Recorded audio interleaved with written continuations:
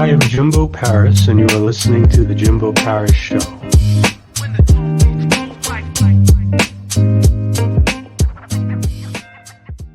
All right, how's it going, everyone? I'm Jimbo Paris. Welcome again to The Jimbo Paris Show. And today we have an excellent guest, podcast host of The Digital Show, as well as tech entrepreneur and digital strategist, Chris Hood. Hello. Wow. You have an amazing setup back there. I love it. Yeah, I love it too. I spent a lot of time. I actually just bought this house a little while ago, and the first thing I said was, I'm going to build a studio in the house and set it all up so I can do all of my podcasting from here. So what is it that you specifically do? Oh, well, I do a lot of things, but if we're talking specifically on my full-time day-to-day job, it's talking with a lot of different businesses about innovation and strategy, digital strategies, and how they can be successful in this world of digital. And so, yeah, I work for Google as the head of business innovation and strategy. And that's where I spend a lot of time. But in my spare time, I also teach at a couple of different universities in technology, and I write and I podcast. So I do a little bit of a lot of things. Wow. Okay. And which industry have you sort of been in the longest? You've personally felt you've put the most of your energy into? I've spent a lot of time in the media and entertainment space. So that's across film and television, music, video games. But today I spend a lot of time across multiple industries. We often talk to retail companies or healthcare. And what we find is that the challenges that a lot of companies are faced with, despite whatever industry they're in, is usually the same. It's how do I generate more money for my organization, and how do I get more customers to be interested in me? And those basic principles, I think, can be associated across all industries and leveraging different technologies. We're all consumers. And so we expect things in certain ways. And that's what we talk about is how can we meet those customers and consumer expectations with technology? When it comes to the entertainment and media industry, what was the history of your career? Where did it all start? Well, all the way back to my first job, which was at a movie theater. And I was sweeping up popcorn in a movies and selling popcorn and taking tickets at the front door. And I really just fell in love with it. And after I started working at that theater, I received additional opportunities in the television and film space. I went to school and started studying radio and television production.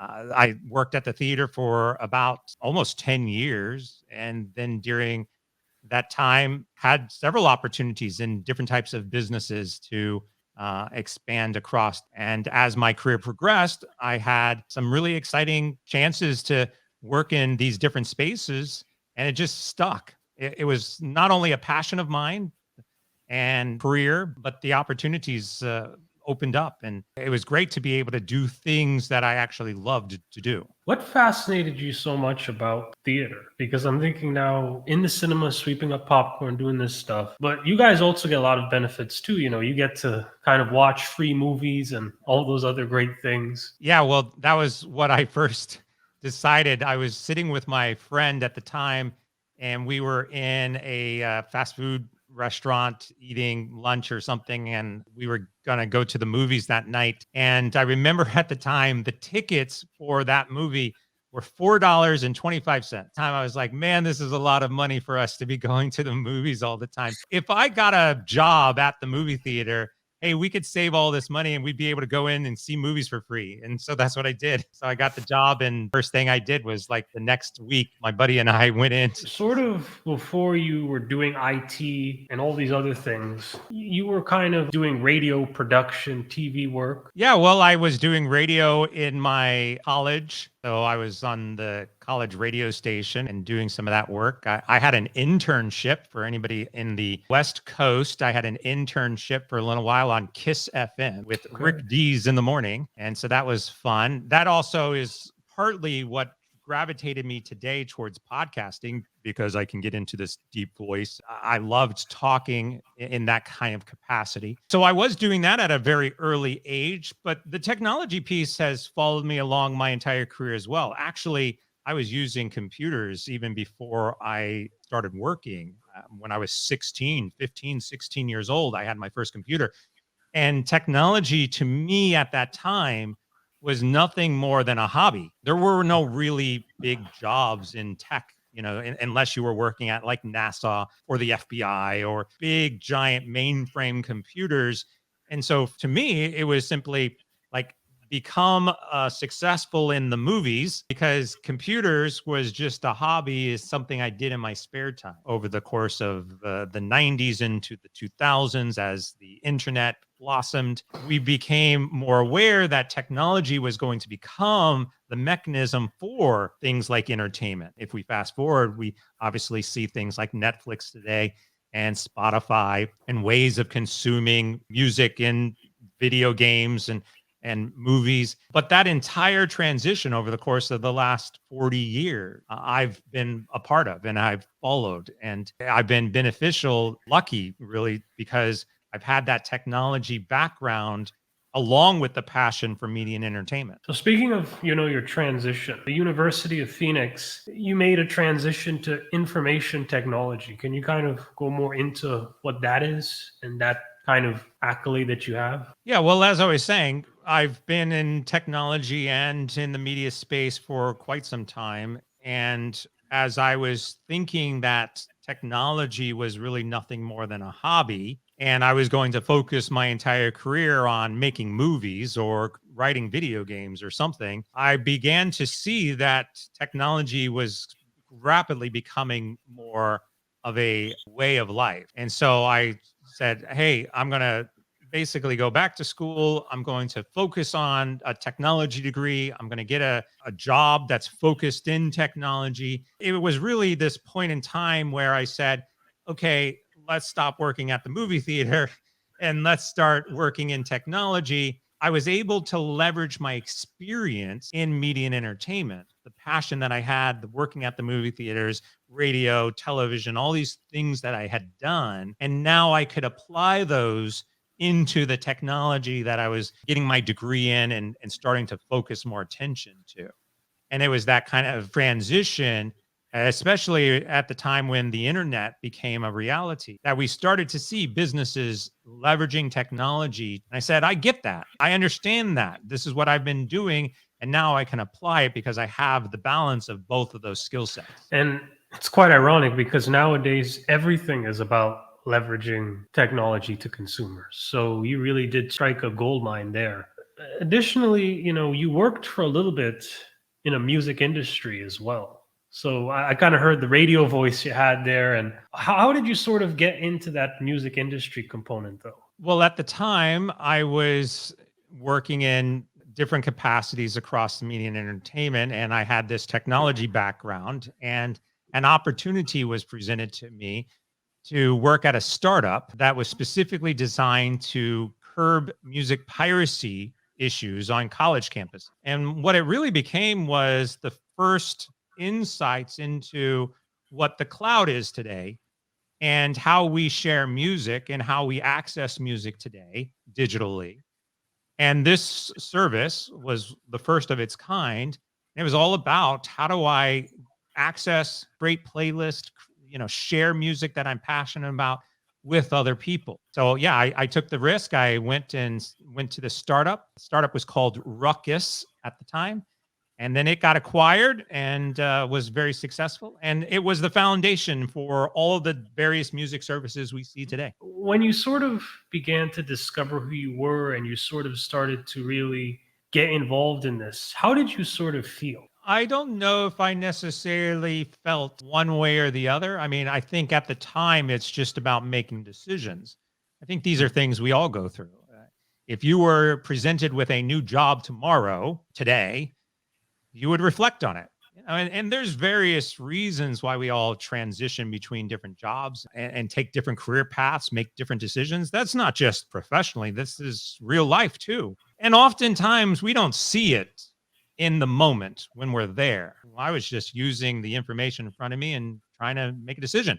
All the way back to like the movie theater.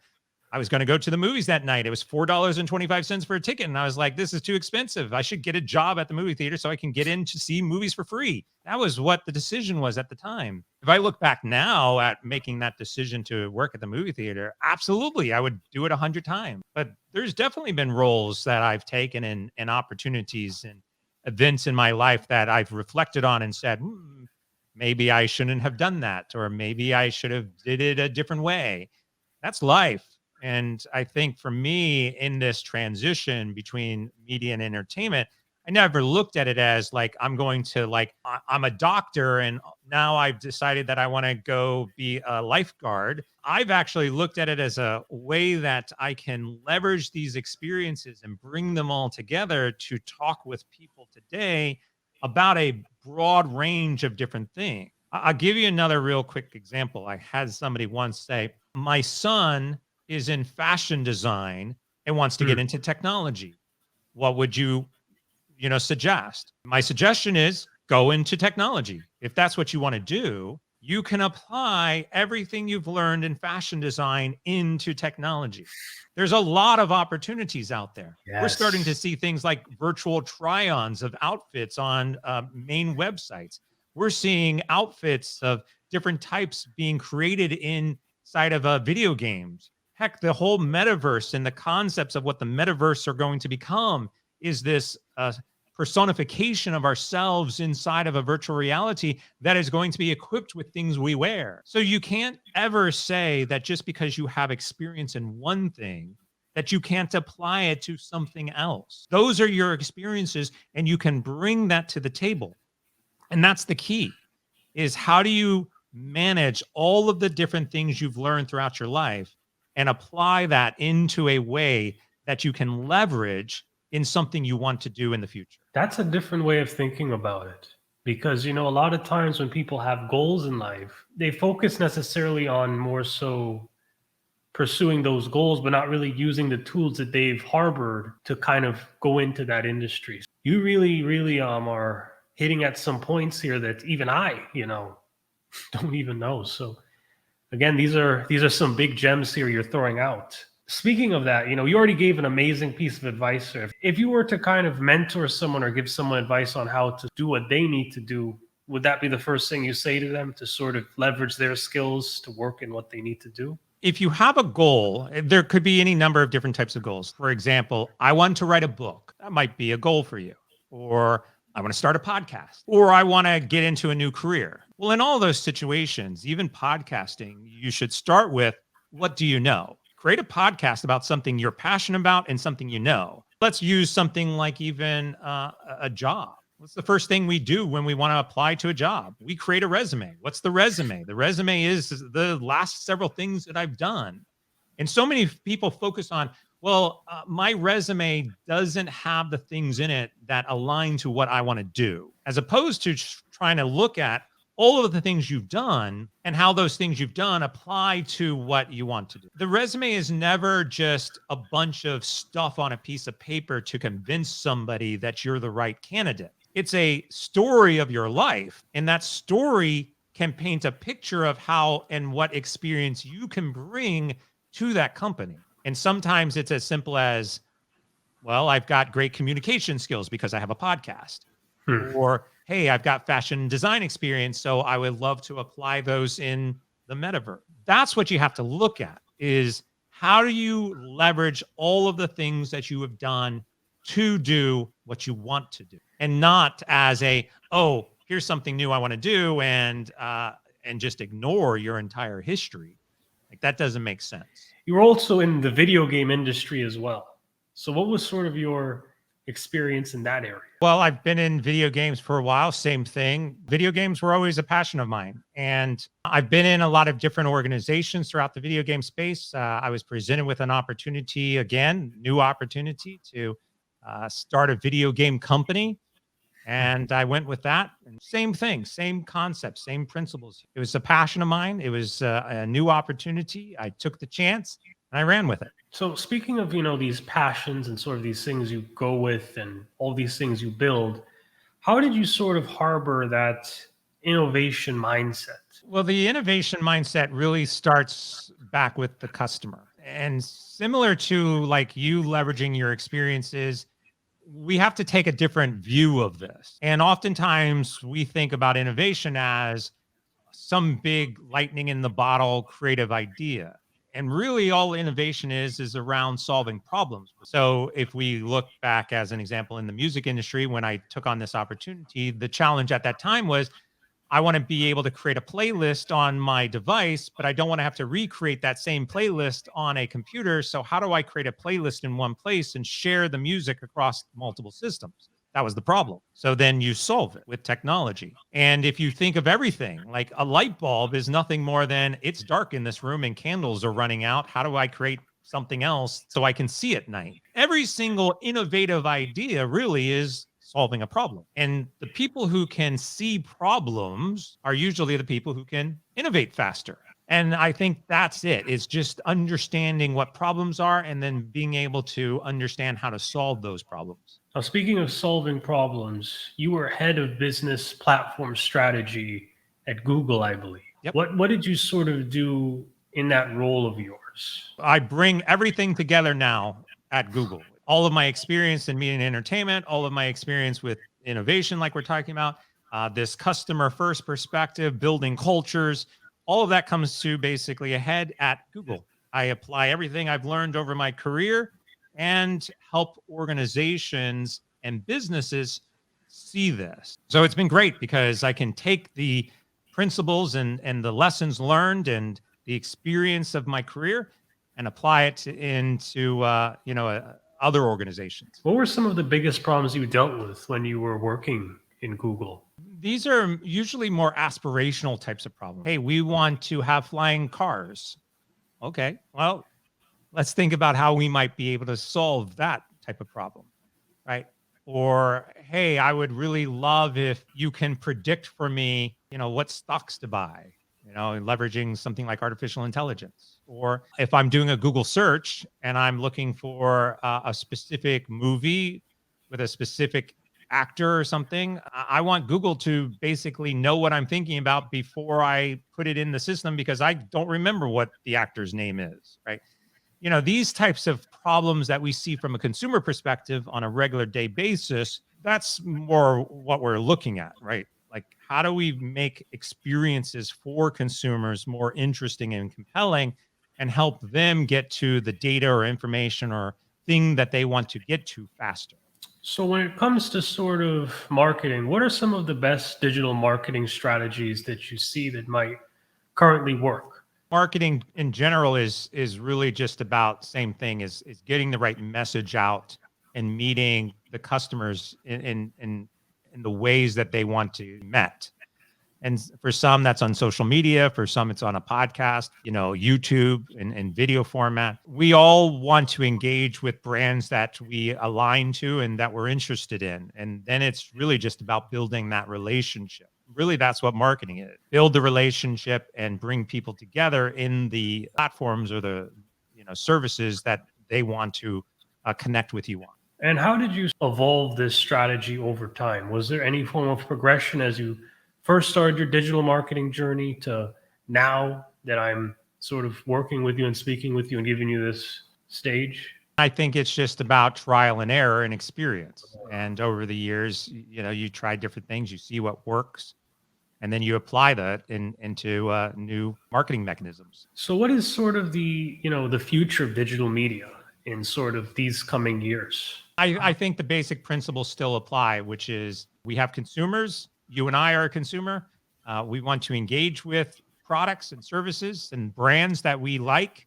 And those brands need to find ways to connect with us. And that technology, that connection piece is going to change. And you just have to be able to keep up and know that. And that's the challenge, right? It's because all of a sudden tomorrow there's some new widget and you're going to have to be able to leverage it. I don't know. So I'm going to be real with you. That actually shocked me quite a bit because I was thinking here that you would sort of have a bit more of a direct answer on that. But the reality is no one knows. we talk about like the metaverse, and you'll have a lot of people saying, oh, the metaverse is going to be the next big thing. They don't know that. No one knows that. If we did, we'd be rich. The challenge is not knowing what's going to be next, being able to be agile or nimble enough that whatever is next, you can adapt. And so we can predict a lot of things. I can predict that one day there will be flying cars. It's a prediction. And if that happens, then I can say, see, I was right. I can predict that one day we'll have eyeglasses that will show us Netflix. Sure, maybe. Sure, I can sit here and predict a lot of things. That's what science fiction is all about, is the prediction of different types of technologies. Whether or not they're going to come true, or at what point in time they do, or how fast they will, or if they will even happen, or if some other type of technology will leapfrog over this, we don't know.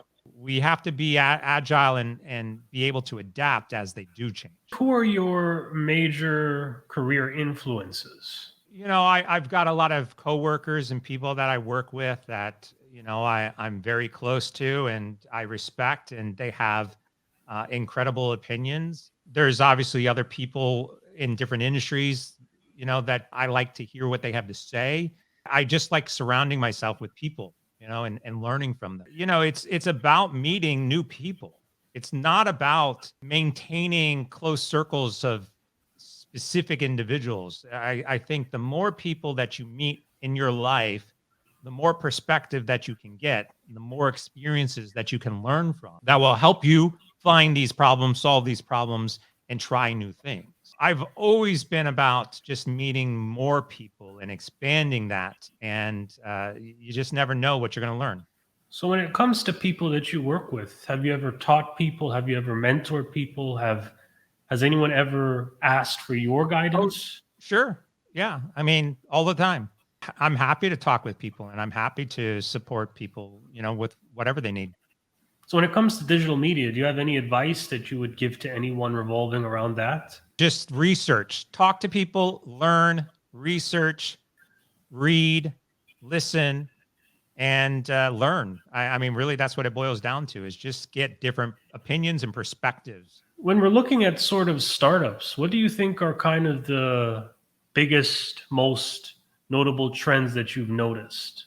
All startups today are mostly focused on some form of technology or have to leverage technology. And even if you say that you're, a nonprofit or some type of small little entity, you're going to have to use technology because we're surrounded by technology. Consumers want that technology. And so technology has to be a part of your plan in some way. Now, we talked a lot about your career, but are there any sort of hobbies that you like doing outside of everything else? Like, what does Mr. Hood do outside of all this work? My hobbies are the same as my career. It's mostly media and entertainment. So I can get on the couch and watch some Netflix or something, or play a video game. Like, what I talk about is what I'm passionate about. Those are my hobbies. When people are sort of pursuing your goal, or maybe taking, and as you said, taking their skills to transition to a new area that they're interested in, what are some common pitfalls they may go through? I think the biggest challenge is that people have a belief that they want to stick with, or a thought process. I know what we need. I know what the technology is that we're going to build, or I know what the solution. Just like we can't predict what the future is, and just like I don't know what the next big thing is, you can't necessarily say what you need to build, or what the technology needs to be, or what the solution is, or anything, without some sort of data to back it up, whether that's research or market data or asking customers, and then use that data as the foundation to make decisions on your business or technology. But if you just assume that and you're going to go off and build something or start something because that's what you assume is needed, then oftentimes you're going to find out that you're wasting time and money and energy. And you have to be able to back that up with facts and data. So you just mentioned building there. What's the difference between building tech versus buying tech? Is there a different practice in each system? Well, yeah. I mean, if you're buying the technology, say off the shelf, then in theory, you can get there faster. And typically it's cheaper. If you decide to build something yourself, typically there's a lot of expenses involved, hardware and software and maintenance. And after a period of time, you're going to find out that you've spent more money and time trying to build something yourself than trying to buy tools or services online that can help you do it. And what's the best way that, your fans and people around you can kind of get a hold of you or get to know you better? They can reach out to me at chrishood.com, and all of my social media profiles and everything is right there. Okay, nice. Well, this has been, an excellent interview. And, we're just going to kind of show off the website right there. Anything you want to push out here that's notable? Any products? Anything? Just come and join me, find me, connect with me. Happy to have you. All right, great. So, are there any kind of concluding words you'd like to kind of throw out there to the audience? Be curious. Yeah, there we go. Be curious. Okay. Be curious. Nice. All right. So just to kind of finish this off here, people, I'm just going to give you a few shout outs. First of all, Judy Ryan, she's my affiliate partner. We're working together with LifeWork Systems. And essentially, she's an HR superstar, and she works within big corporate businesses to help improve and grow their infrastructure. So again, if you want to reach out to her, call me, let me know, and I could give you a connection with her. Next thing is our YouTube channel. Subscribe now so you can get good updates on what we're doing. And then also, we have a Roku channel as well. Check us out there. This will be on Roku TV as well as all of our other episodes too. And the last shout out here, the Jimbo Paris Show. If you need me to create any type of marketing system, any type of marketing strategy, I am here for you. And how do I know this? I've worked with some of the biggest corporate businesses in the world. GE, for example. I'm helping them build a marketing strategy and system. So if you want my skill set, I can give that to you. Reach out to me down here below. All right. Good talk. I'm Jimbo Paris. This is the Jimbo Paris Show.